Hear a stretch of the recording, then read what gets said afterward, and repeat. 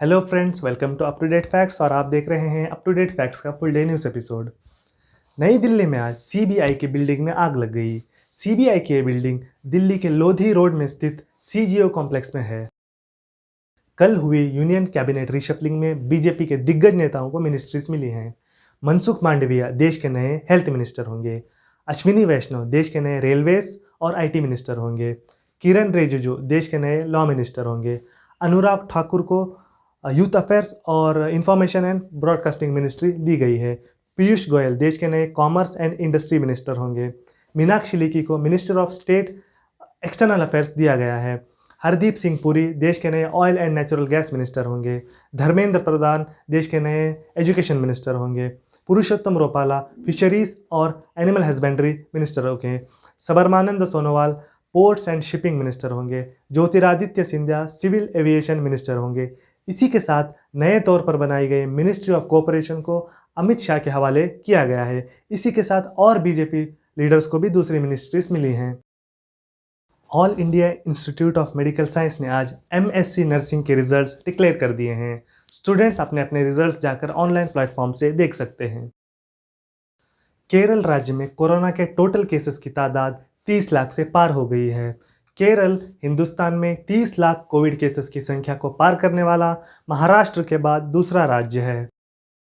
आज आई एक रिपोर्ट के मुताबिक भारत में software as a service industry 2030 तक $1 ट्रिलियन की वैल्यूएशन की हो सकती है और इसके जरिए तकरीबन 500,000 लोगों को जॉब्स मिल सकती हैं। त्रिपुरा से ताल्लुक़ रखने वाली 52 साल की प्रतिमा भौमिक त्रिपुरा से पहली यूनियन कैबिनेट मिनिस्टर बन गई हैं। उनको आज minister of state ministry of social justice and empowerment का पोर्टफोलियो मिला है। फ्रांस के एक कोर्ट ने आज ब्रिटिश कंपनी केन एनर्जी को फ्रांस में भारत सरकार की प्रॉपर्टीज़ पर कब्जा करने की परमिशन दी है। पिछले साल दिसंबर में फ्रांस में एक पैनल ने फैसला किया था कि भारत सरकार केन एनर्जी को $1.2 बिलियन अदा करेगी। भारत सरकार इस अमाउंट को अदा करने में असफल रही थी। इसके चलते फ्रांस के कोर्ट ने यह फैसला लिया है। भारत सरकार का कहना है कि उससे फ्रांस के किसी भी कोर्ट का कोई आदेश नहीं मिला है। जम्मू कश्मीर सिक्योरिटी फोर्सेस ने आज जम्मू कश्मीर में 5 आतंकवादियों का एनकाउंटर कर दिया है। भारत के पवन सिंह, जो कि national rifle association of India के जॉइंट सेक्रेटरी भी हैं, उनको टोक्यो ओलंपिक गेम्स के शूटिंग इवेंट्स में एज ए जूरी मेंबर चुना गया है। उत्तराखंड के पावर मिनिस्टर हार्दिक सिंह रावत ने कहा है कि उत्तराखंड में सभी घरों को हर महीने 100 यूनिट्स बिजली फ्री दी जाएगी। ओडिशा के गंजन जिले में अधिकारियों ने एक अच्छा फैसला किया है। अधिकारियों का कहना है कि हर घरों में मॉडर्न गैजेट्स जैसे स्मार्टफोन्स न होने की वजह से बच्चों को ऑनलाइन क्लासेस अटेंड करने में परेशानी आ रही थी। इसलिए अधिकारियों ने लोकल केबल टीवी ऑपरेटर्स के साथ मिलकर ऑनलाइन क्लासेस को टीवी पर टेलीकास्ट करने का फैसला किया है। Kerala cooperative milk marketing federation ने केरल सरकार से मांग की है कि राज्य में दूध के दामों को प्रति लीटर 5 रुपये से बढ़ा दिया जाए। महाराष्ट्र सरकार ने फैसला किया है कि नो कोविड जोन्स में 8वीं कक्षा से लेकर 12वीं कक्षा तक के स्टूडेंट्स के लिए जुलाई 15 से स्कूल्स ओपन किए जाएंगे। सोशल मीडिया कंपनीज जैसे कि यूट्यूब, फेसबुक, ट्विटर वगैरह जो भारत में ऑपरेट करती हैं, उनको भारत में लीगल प्रोसीडिंग्स के खिलाफ एक इम्यूनिटी मिली हुई है। इसका मतलब ये है कि अगर कोई व्यक्ति इन सोशल मीडिया प्लेटफॉर्म्स पर कुछ आपत्तिजनक पोस्ट करता है या फिर हेट स्पीच करता है तो इसके लिए उस कंपनी और उस कंपनी के ऑफिसर्स को जिम्मेदार नहीं ठहराया जाएगा और उनका अरेस्ट वगैरह भी नहीं होगा। लेकिन हाल ही में भारत सरकार ने आईटी लॉज पास किए हैं जिसमें कुछ प्रावधान हैं। अगर कोई सोशल मीडिया कंपनी इन प्रावधानों को मानने से इनकार करती है तो उसे मिली हुई वो इम्यूनिटी ख़त्म हो जाएगी। इसमें एक प्रावधान चीफ कंप्लायंस ऑफिसर के अपॉइंटमेंट का भी है। ट्विटर, जो कि इंडिया में भी ऑपरेट करता है, उसने अब तक चीफ कंप्लायंस ऑफिसर का अपॉइंटमेंट नहीं किया था। इसके बाद उसकी इम्यूनिटी ख़त्म हो गई थी और ट्विटर इंडिया के चीफ मनीष महेश्वरी के खिलाफ बहुत सारी एफआईआर्स भी रजिस्टर हुई थी। आज ट्विटर इंडिया ने दिल्ली हाई कोर्ट से कहा है कि वो 8 हफ्तों में चीफ कंप्लायंस ऑफिसर को अपॉइंट करेगा। यूरोपियन यूनियन ने आज जर्मन ऑटोमोबाइल कंपनीज BMW और वोक्सवैगन पे 875 मिलियन यूरोस का फाइन लगाया है। ये इसलिए लगाया गया है कि ये दोनों कंपनियां यूरोपियन यूनियन की anti pollution technology for diesel vehicles के खिलाफ कुछ प्लानिंग कर रही थी। यूएस प्रेसिडेंशियल इलेक्शंस के दौरान हेट स्पीच फैलाने के इल्ज़ाम में ट्विटर, फेसबुक वगैरह ने उस वक्त के प्रेसिडेंट डोनाल्ड ट्रंप के अकाउंट्स को सस्पेंड कर दिया था। डोनाल्ड ट्रंप का कहना है कि उनके साथ गलत हुआ था और वो ट्विटर, फेसबुक, गूगल वगैरह को और उनके सीईओज़ को भी कोर्ट में घसीटेंगे। यूनाइटेड नेशंस ने आज एक अफसोसनाक खबर सुनाते हुए कहा है कि पूरी दुनिया में कोरोना की वजह से मौतों का आंकड़ा आज 4 मिलियन के भी पार चला गया। यूनाइटेड अरब एमिरेट्स के दुबई शहर के जबल अली पोर्ट पे रुकी एक शिप में हुए धमाके से आज पूरा दुबई दहल कर रह गया। इस धमाके को दुबई में 25 किलोमीटर दूर तक सुना गया और महसूस किया गया। इस धमाके की वजह से लगी आग पर 2 घंटे के बाद ही काबू पाया जा सका। किसी के भी जानी नुकसान की कोई खबर नहीं है।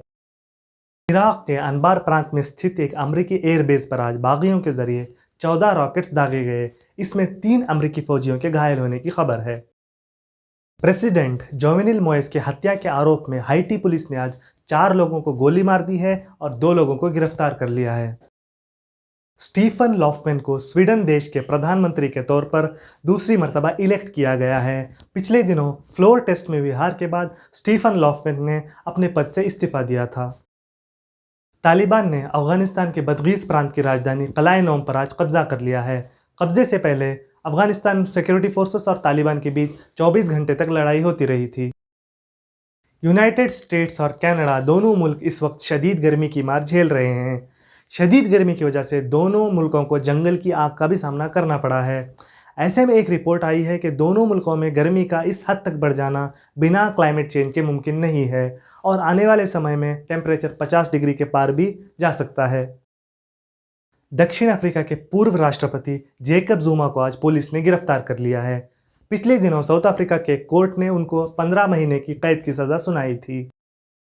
टोक्यो ओलंपिक्स ऑर्गेनाइजिंग कमेटी ने फैसला किया है कि जापान में बढ़ते हुए कोविड इन्फेक्शंस के चलते टोक्यो ओलंपिक्स में दर्शकों को आने की अनुमति नहीं दी जाएगी और सारे खेल एम्प्टी स्टैंड्स में खेले जाएंगे।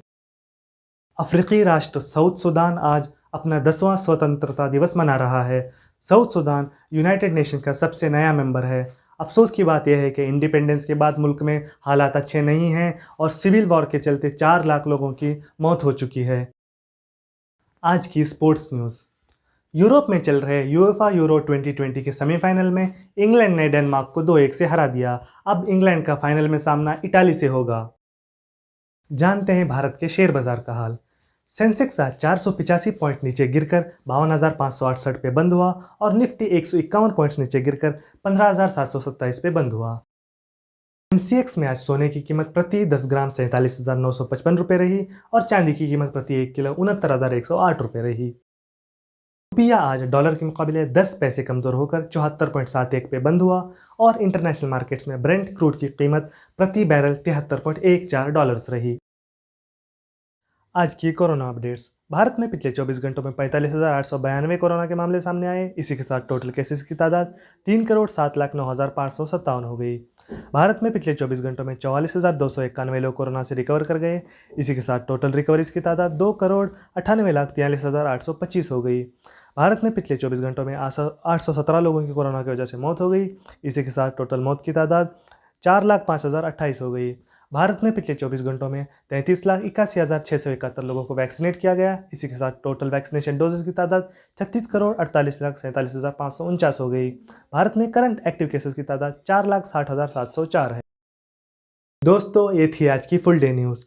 हमने थोड़े से वक्त में देश और दुनिया की अहम खबरें आप तक पहुंचाने की कोशिश की है। अगर आपको हमारा काम पसंद आ रहा है तो हमारे चैनल को लाइक करें, शेयर करें, सब्सक्राइब करें और बेल आइकन को प्रेस करें ताकि आपसे कोई नोटिफिकेशन मिस ना हो। धन्यवाद। मिलते हैं अगली वीडियो में।